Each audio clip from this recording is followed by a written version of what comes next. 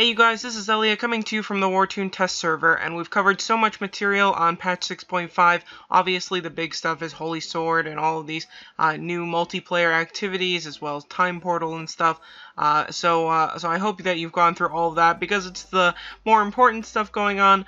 But here I'm going to talk about some small additions and subtractions to the game and just cover all the little things that we missed. Of course, there's probably going to be some things that we mention in the blog that I don't either think of or mention here just because they're smaller and something that I can't really illustrate.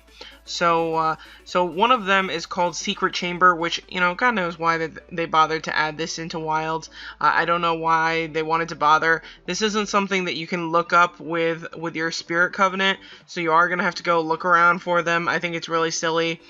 Each time that this monster refresh occurs, there's going to be 3 monsters on the map, and the higher level ones do give slightly better rewards, but we're going to go ahead and kill this one. You do have to be in a party for this, so you cannot kill them on your own. So you are forced to invite other people, which I guess is a slightly good thing, but really, even if somebody goes with their own ult and only brings 2 people, oh, I can't even show it, it's not, the cache isn't loading, so it's just gonna be a fire boss, and we'll see what we get here. So we get a sack of Kyanite, nobody cares. A sack of gold, nobody cares. 15 Fate Stones, that's not bad, it's nothing crazy. I think that you should leave these to people that's going to matter to more. For sure the bigger players should not bother with this stuff. So yeah, I can't even really show a fight because the test server has been laggy. Again, that's not, I've mentioned this before, but it's not an indication of what the patch is going to look like. The test server is just always laggier than the main servers. So that said, that's the new addition to Wilds.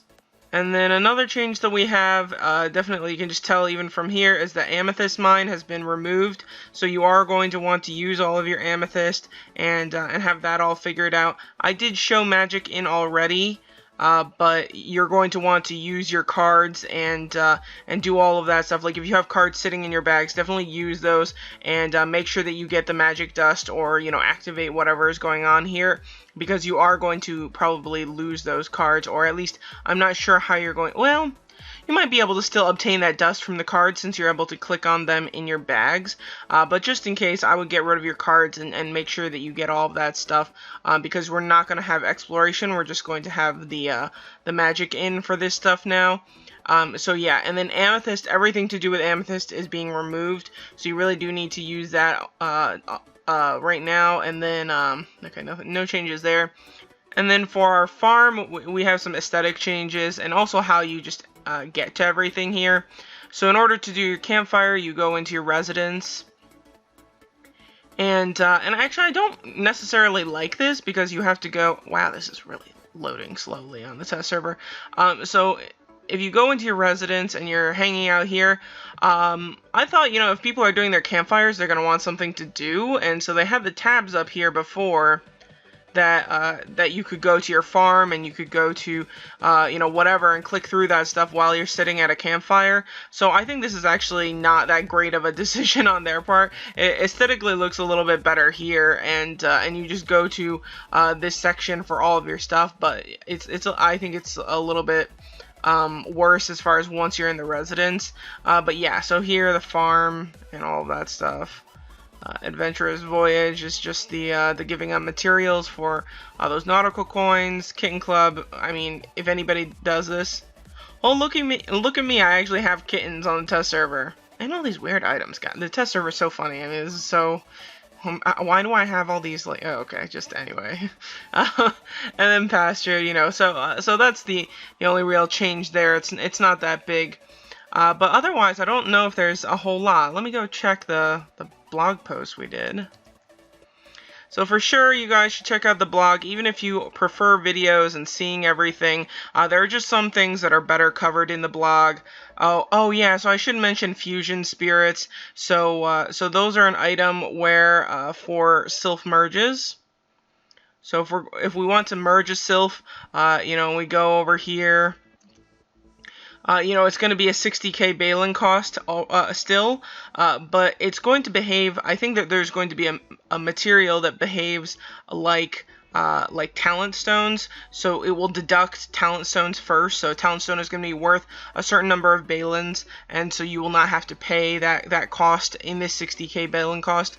So it's going to behave a bit like talent stones. And of course we can use bound balins already. So between collecting up bound balins and hopefully collecting up these fusion spirits, I'm hoping to see a lot of free players and low cash players get their first merge sylph. I think that's going to be great.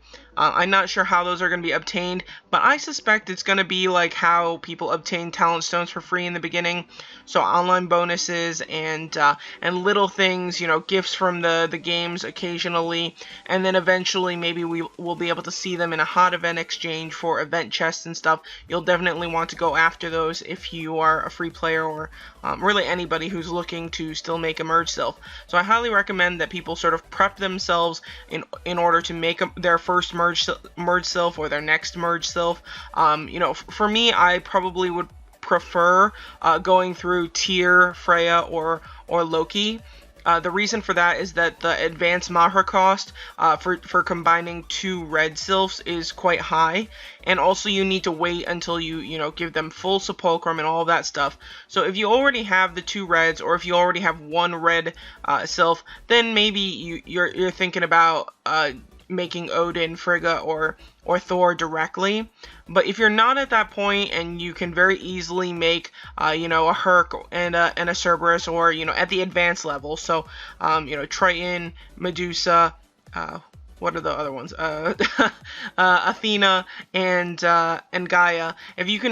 If you have those pretty easily, those are much easier to max attribute, and it's easier to get those materials through the hot events, getting some of them back and all that. I think it's better to go through the advanced version rather than go directly to the sophisticated version. But yeah, I think this is going to be great. Maybe I'm hyping it up too much, but I really have high hopes. Even if it's not immediately, you're not like all of a sudden, oh yay, I can make a merge sylph so easily. At least, when we look at things like talent stones, those become easier to get, and eventually you'll be able to collect enough that the balin cost is going to be tolerable, even if you're going to have to cough up 10 20k bound balins.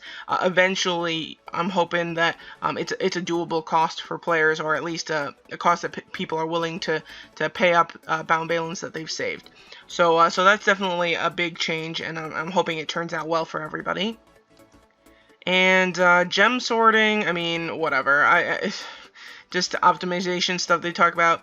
I don't even know who would bother to use Eudemon conversion because it costs balins. Gold optimization. This gold optimization, you need to be careful, because I actually tested it out one time, and I sold the cows just to test it. I have a ton of them on the test server, and I'm pretty sure that I was not able to obtain them. So what people have a problem with is something like, so I have a bunch of cows here or whatever, and so this will actually exceed my limit. So if I do this, oh wait, no, I probably don't have enough gold right now that would be a problem. So let's do this. I need a little space to be able to split. Alright, so if I do like 7,000 of these, alright, it's gonna get me close. And then if I try to go over the limit, I think it's just going to consume my materials. See, so I didn't gain any gold there, and I received 0 gold, so it was going to go over the limit. So here, it doesn't say anything about going over the limit here, even though I know I will. So you need to still check your stuff when you're selling materials. When I first read that, I thought that it was going to be fixing something to do with the gold cap, and people have accidentally or purposefully, thinking that would be okay, sold a ton of their farm animals that they've saved their gold into, and thought that it was going to be fine. And so it looked like they had fixed that. That's what I read from that note from the developers, and it doesn't look to be the case. It doesn't look very helpful if that's what they were trying to fix. Maybe I'm just had the wrong impression of what's there. But yeah, so whatever's listed there, that's not addressing, the selling farm animals problem with the game. You still need to be very conscious of how much gold you have to make sure that you don't really screw yourself. And these guys, the homestead thing, there's going to be something called an XP orb, and so I tried to get these, see if I could get one on the test server, but I think that it might only drop for level 50 and lower players. Maybe other people can get them, but it doesn't make sense for anybody after level 50 because